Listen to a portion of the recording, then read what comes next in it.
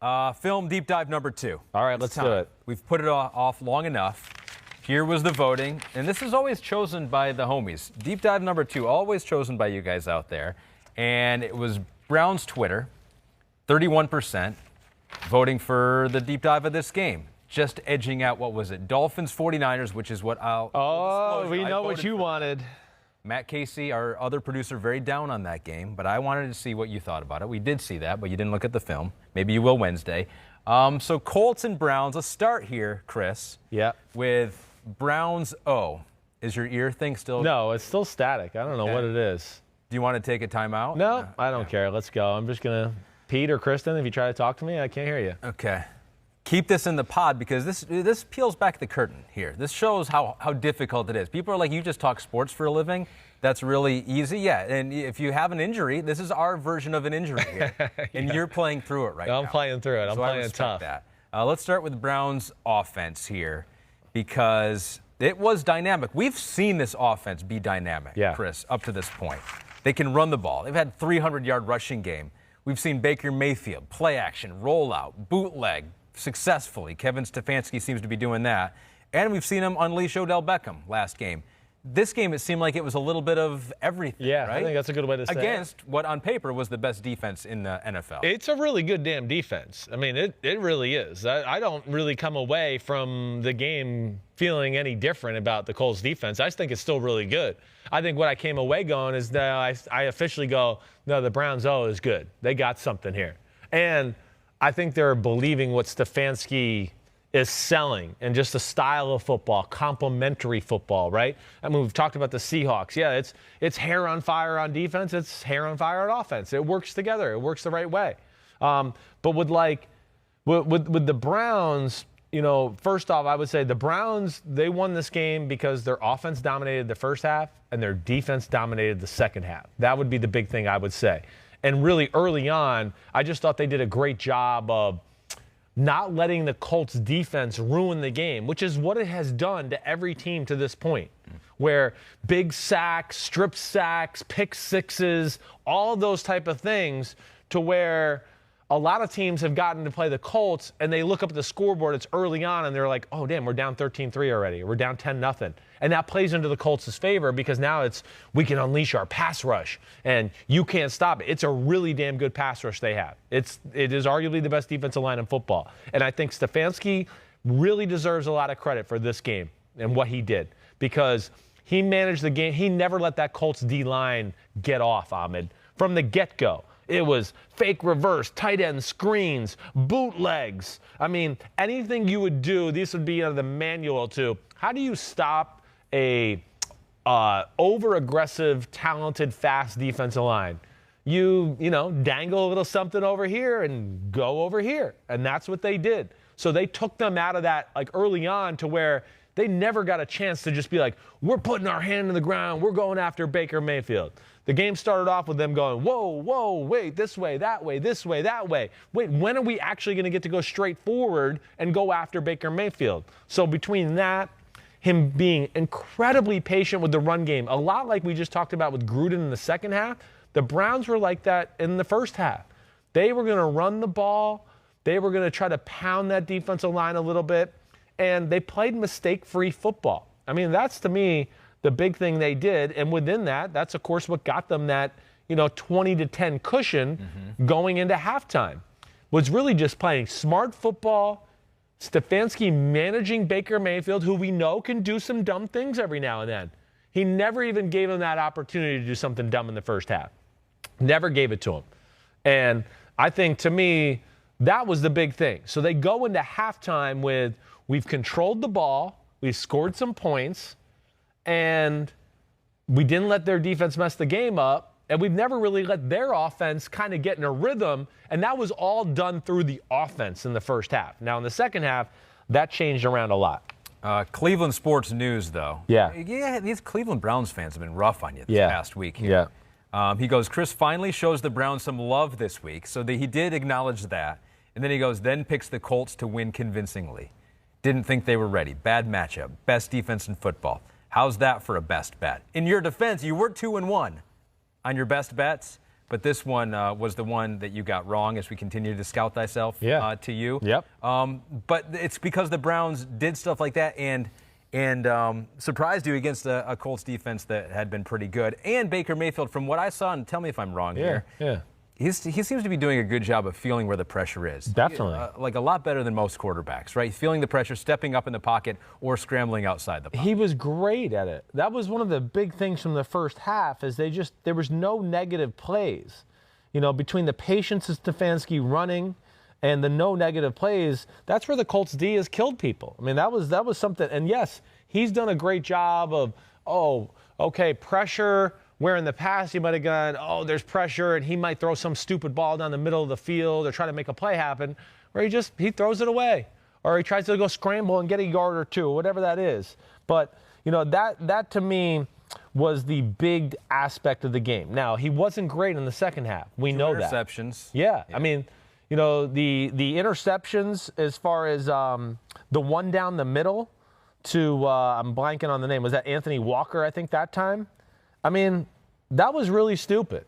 I don't know what he was looking at or what, but the point was there, that was the first mistake of the game, and they had already built up enough of a cushion to where it didn't kill them. But the point, too, there that is see, and this is where Stefanski was awesome for the offense. There was very few times during the game where the Colts defense could go, they got to hold the ball here. They got to throw it. It's 3rd and 12. We can finally. They didn't do that. Stefanski was amazing, and that's why they went 10 for 17, where they were in 3rd and manageable all the time. They got in so many downs where it's 3rd and 4. Ooh, they could run. They could throw the screen. They could throw a short, quick pass. So the defense is really f***ed when you're in that aspect. Sorry for that bad word there, but that is really, to me. First time you've ever apologized for a bad word. That was really. You know, the big thing to me more than anything as far as what they did there. And last week we saw OBJ, the mainstay, the main part of the offense. This week they used him as a decoy. They did. He threw the reverse pass. He did. He was the guy that they used to get Jarvis Landry open early in the game. Kind of looked like it was a play for Odell. He's going deep, running double move, and they're so worried about Odell. It's like, oh, shit, well, we forgot about Jarvis Landry. Really good job by Stefanski is what I'm saying. Spread the ball around, 10 targets to Austin Hooper, 9 to Odell, 9 to Jarvis Landry. So the story in the first half was that Browns offense. Yeah. Kevin Stefanski. Right. What about your story in the second half? Yeah, the defense. I mean, first off, the defense been the pleasant surprise for me for the Browns. That was the part I really kind of questioned. I did. I mean, secondary, linebackers, a little unproven there. The D-line has been kicking ass. That's the first thing I would say. But the defense scored 9 points in the second half. That was big. I mean, that was the difference in the game. Did they, or did Phillip Rivers give them 7? Well, he gave them 7. You're right. I mean, he did. But they took advantage of it. They got pressure on Rivers. It was a 2nd or a 3rd down, either way. 3rd and 4 from midfield. 3rd and 4 from midfield, yep. So they got pressure on him, and he looked downfield and then moved up in the pocket and just threw blind to the flat. That's stupid. You're right. Bad. It is. Bad. Now, if you want to get into the Phillip Rivers conversation, that's a whole conversation about the Colts and what were they doing yesterday. I don't understand why they got back into – to me, too early on in the game, it became like, we're going to play through Phillip Rivers today. And I did. That was one of the things I wrote. I don't understand that. Yeah. Why? 12 carries all game for Jonathan Taylor. Right. 3 for Hines. Right. To me, that's the wrong approach. This is not the way. Phillip Rivers is not that kind of quarterback anymore. And with your defense and everything you have in Indianapolis, I mean, we've already seen there's 2 games he's had to throw the ball, or they opted to throw the ball. They've lost both of them because he made stupid mistakes. The safety was his fault, too. It was his fault. He dropped back so far, Myles Garrett never had to turn the corner. He just got to run straight line. If he steps up in the pocket, he's going to hit a 30-yard completion down the left sideline. So that, to me, the defense, I'm going to hit more on it in a second, but that, to me, was also a Colts issue, where Frank Reich has to be a little more aware of, I can't put games on Phillip Rivers. He's not that guy anymore. He can still make some handful of splash plays every game, but really at this point of his career, I want him to be a game manager, and then 2 or 3 third downs a game, I want him to make a big play. And then other than that, just be conservative. And to me, it was too much entrusted into him in this game from the get-go. They could have signed Cam Newton, too, there in Indianapolis. Remember that? He was still out there. Yeah, he was. Yeah, and you drafted Jonathan Taylor to use Jonathan Taylor. He was used a lot in college. He can probably handle more than 12 carries in a game, and when he's gotten those opportunities, he's been one of the fastest, most powerful running backs in football. Definitely. I mean, teams have been able to run the ball on Cleveland. You can do that. It's your best thing on your team might be your offensive line. I know Costanzo was hurt for the game and not out there, but that is where I think they dropped the ball there in that aspect of it, not taking advantage of what they have there. Yeah. It's not a real deep defensive line for the Cleveland Browns, so you're letting them off the hook that way. But they were getting pressure. Well, let's now now talk about that. Yes, I do. Myles Garrett continues to dominate here. He's recorded 5+ pressures in 4 straight games. He's the 3rd player in the next-gen era to do this. So we're talking next-gen era here, which is how I like to define periods of time in my life, since pre-next-gen and post-next-gen. Do you know who the other 2 are? All right, so it's 5+ pressures in 4 All right. straight games. All right, so I'm going to go with Aaron Donald. Yep. All right, and now the other guy is still playing?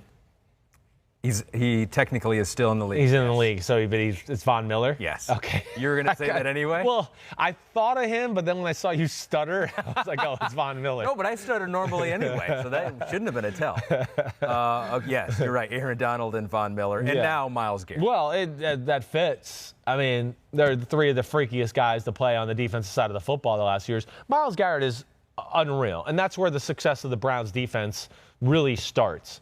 Is their D-line and Myles Garrett. Just like we talked about with the Colts, the Browns, the 49ers last year, the Browns can get to the quarterback without ever blitzing. They don't ever need to blitz because between him and all the plays he affects, like he's another one, like fucks up so many more plays than he'll ever get credit for in a stat sheet. The pressures, just the way he makes the quarterback move, all of those things, it really does start with that group up front. Him, Sheldon Richardson are unbelievable. And then Olivier Vernon and a few of the other guys have some, points of where they pop every game. But that is the big thing. And to me, here's the other aspect. I do think they're starting to understand the scheme. Joe Woods come from San Francisco. They're starting to realize all the rules that work in the Seattle defense and all those type of things.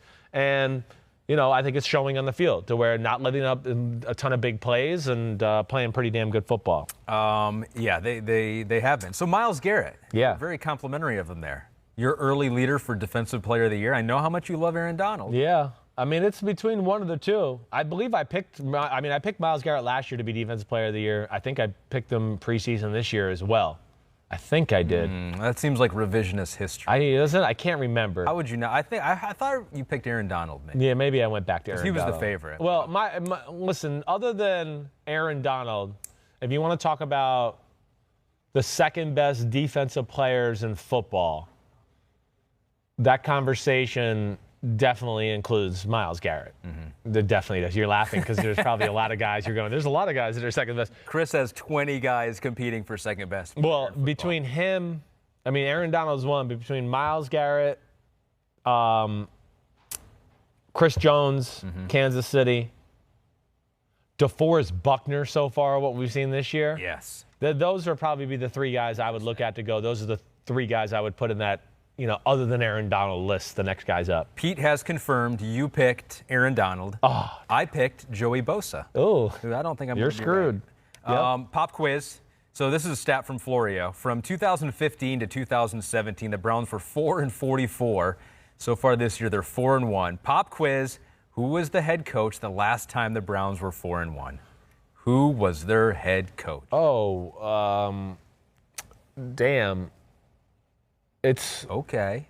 Damn. Okay. It's Chazinski?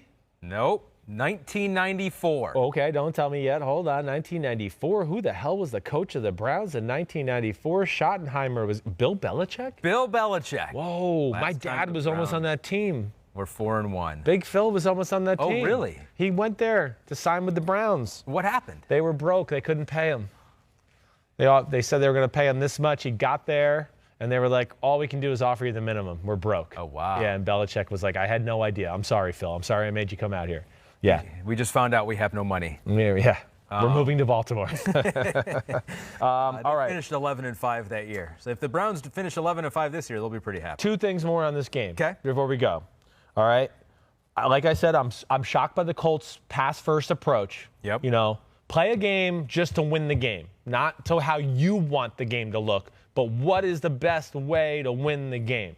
That's something I learned in New England, and we watch them all the time. They don't care if it's 44-3 or 13-3. They play whatever is the best formula they think to win the game. That was upsetting to me with the Colts, the fact that they got in that pass game, you know, little rut there. And the Browns, I just was really impressed with how all over they were of some of the Colts concepts, because I think, you know, Frank Reich is one of the more offensive, creative guys in football.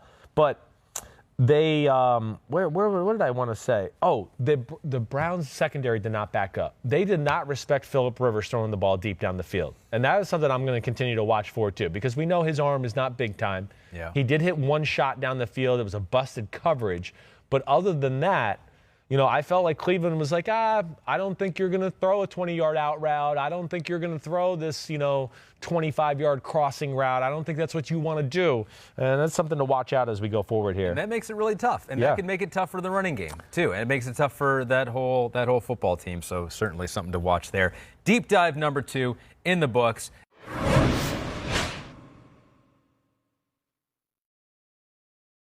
Hi, I'm Mike Tirico, and thanks for watching. Make sure to hit subscribe for the latest news and highlights from NBC Sports.